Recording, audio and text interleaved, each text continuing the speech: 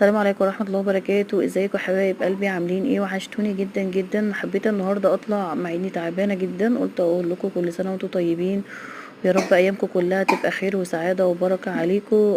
كل سنة وانتم طيبين بمناسبة شعبان، ومن حب الايام لقلبي بجد هو نص شعبان. وكنت يعني كنت ناوية انزل لكم فيديو مختلف جدا في نص شعبان، بس بصراحة انا تعبانة جدا، فمحتاجة دعواتكم ودعوة حلوة. وكل سنة وانتم طيبين، ويا رب يكون بقدم لكم محتوى يعجبكم ويفيدكم. بحبكم قد الدنيا كلها. رمضان يا رب يكون ايدي عليكم وانتوا في احسن صحة واحسن حال.